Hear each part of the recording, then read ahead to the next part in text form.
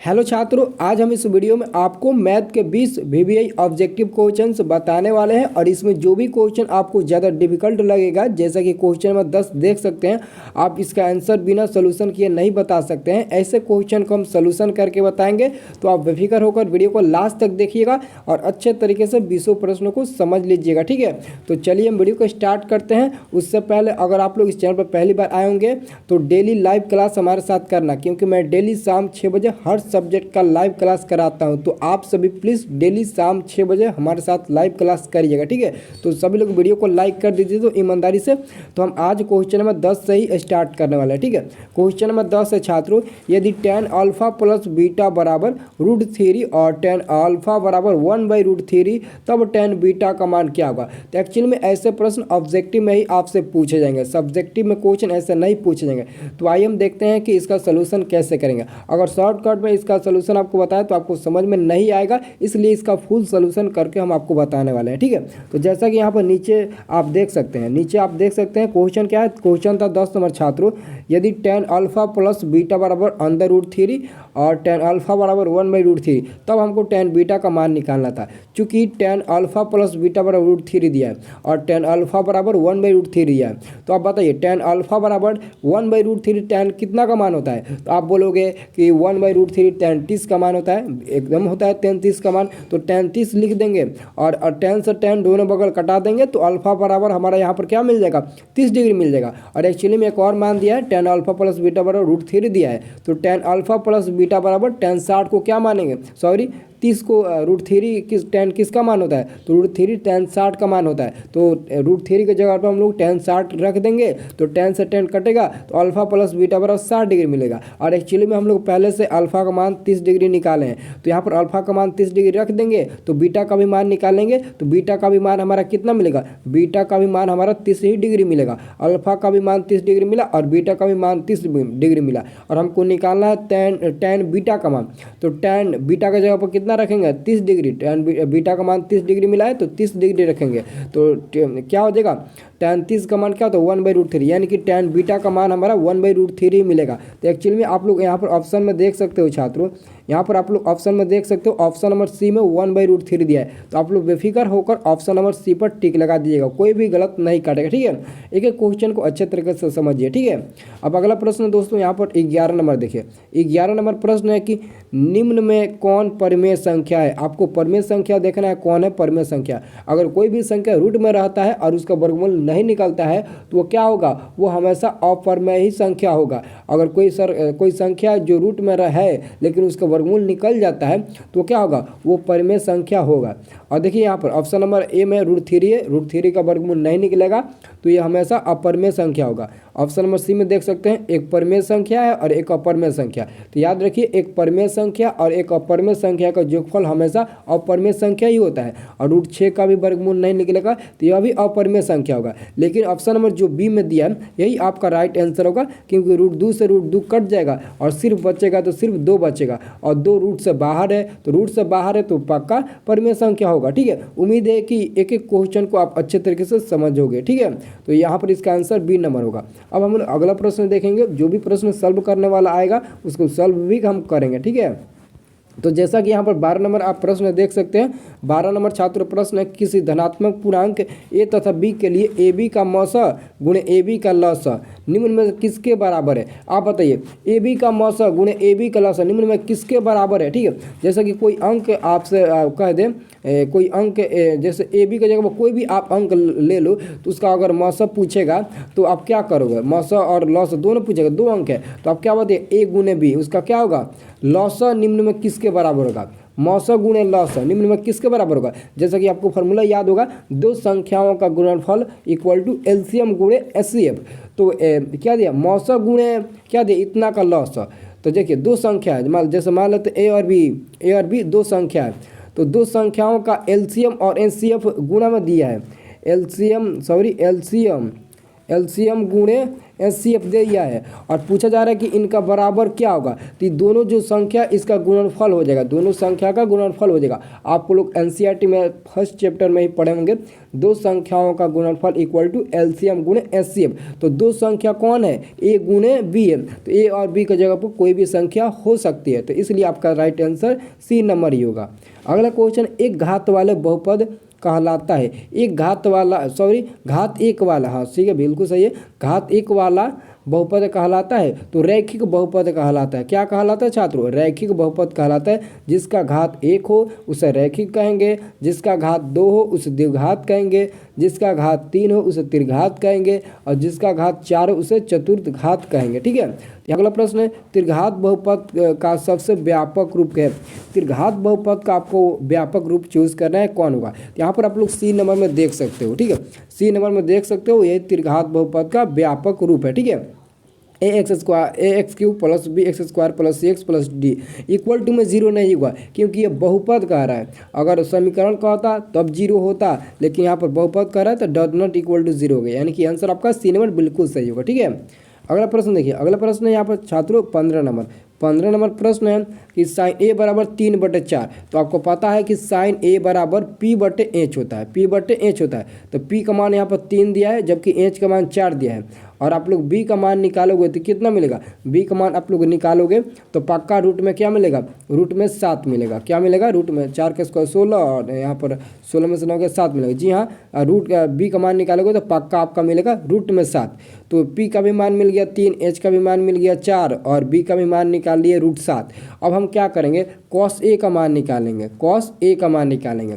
तो cos A बराबर क्या होता है, कॉस ए बराबर B/H होता है, B/ क्या होता है, H होता है। तो अभी हम B का मान निकाले रूट 7 और H का मान ऑलरेडी 4 दिया है, तो रूट 7/4 हमारा कॉस ए का मान मिलेगा, यानी कि आंसर आपका क्या होगा, डी नंबर बिल्कुल सही आंसर होगा। ठीक है, याद रखिएगा आंसर आपका डी नंबर ही होगा 15 नंबर का। अब अगला क्वेश्चन देखेंगे, tan A बराबर होगा, tan A किसके बराबर होता है। तो आप लोग याद किए होंगे sine 90 minus theta equal to cos theta, cos 90 minus equal to sine theta. तो यहाँ पर tan A बराबर होगा तो कॉट 90 माइनस ए के बराबर होगा, क्योंकि cot 90 minus A equal to tan A होता है, इसलिए आपका आंसर ए नंबर 100% सही होगा। ठीक है, अगला प्रश्न है, किसी बिंदु की एक्स अक्ष से दूरी उस बिंदु का कहलाती है। काफ़ी महत्वपूर्ण प्रश्न आ गया कि किसी बिंदु एक्स अक्ष से किसी बिंदु की एक्स अक्ष से दूरी उस बिंदु का कहलाती है।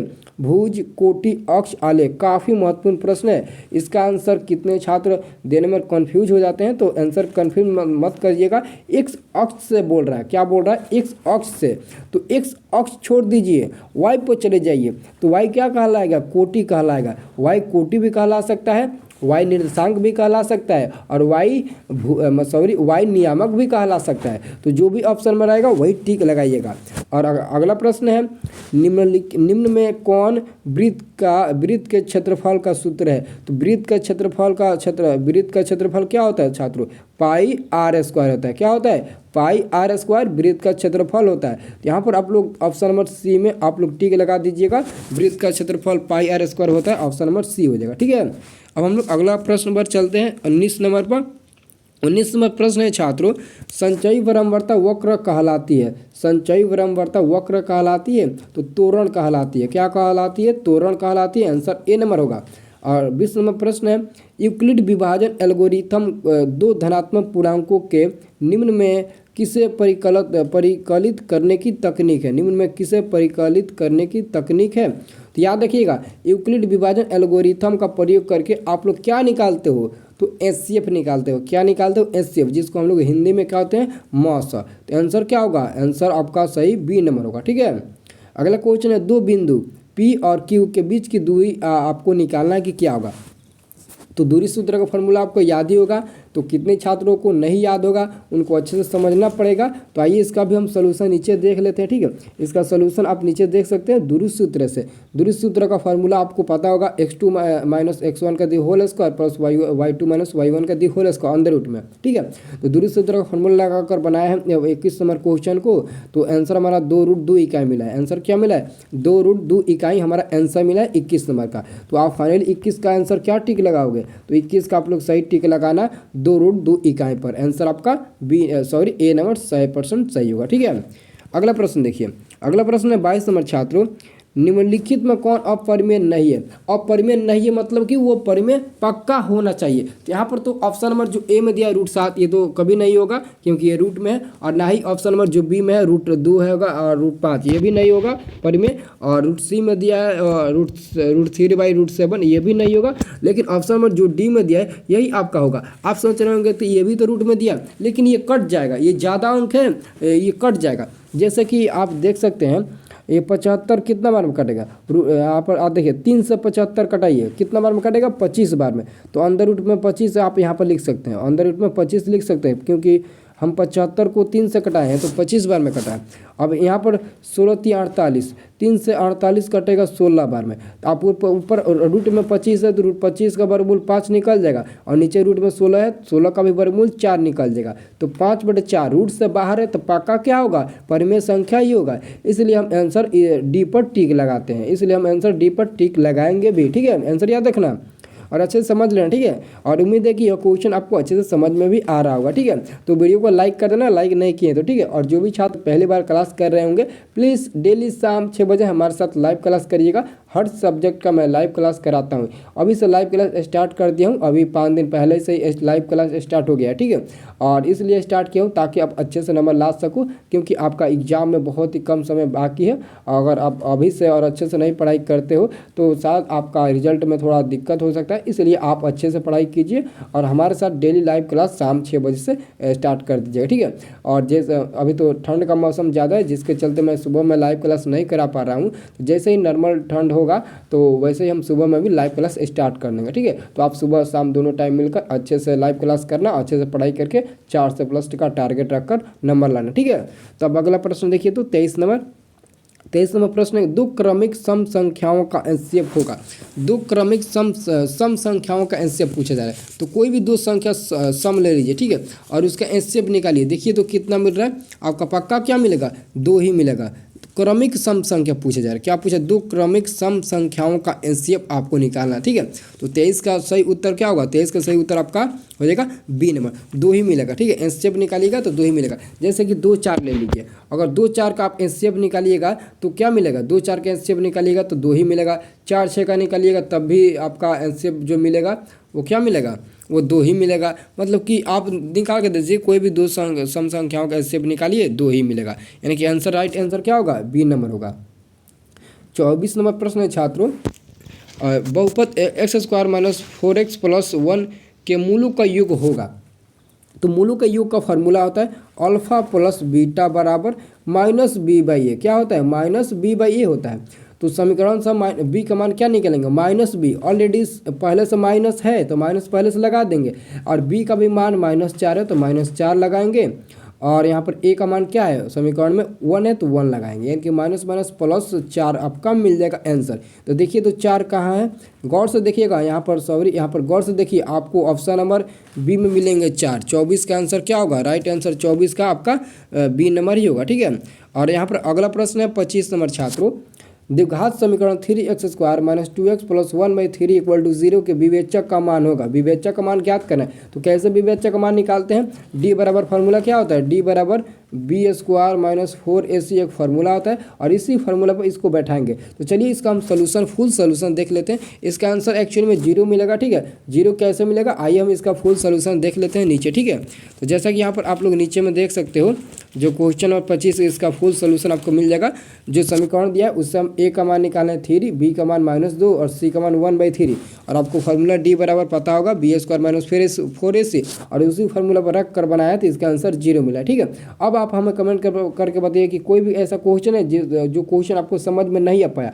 अगर कोई भी क्वेश्चन समझ में आपको नहीं आया तो पक्का कमेंट करके बताइए। अगर समझ में आ गया होगा पूरा क्वेश्चन तो ईमानदारी से बताइए कि इन 10 से लेकर 25 तक के प्रश्नों में से कितना प्रश्न आप पहले से अच्छे तरीके से बना सकते थे। आप ज़रूर हमें कमेंट करके बताइएगा ताकि अंदाज़ा लगा सके कि आपका तैयारी कैसा चल रहा है। तो प्लीज़ हमें कमेंट करके ज़रूर बताइएगा। ठीक है, तो चलिए छात्रों, एक बार फिर से मिलेंगे आज शाम 6 बजे के लाइव में। ठीक है। तो देखेंगे वहाँ पर आपको मैथ का ऑब्जेक्टिव ही आज का जो लाइव चलेगा वो हो सकता है कि मैथ का ही लाइव चलेगा। ठीक है, तो आप लोग शाम का वीडियो मतलब कि लाइव क्लास मतलब कि बाय द वे मिस्टेक से भी मतलब कि नागा मत करिएगा, आप लोग ज़रूर करने आइएगा। तो सभी लोग इसी बात पर वीडियो को लाइक कर दीजिए, तो सभी लोग ईमानदारी से लाइक कर दीजिए।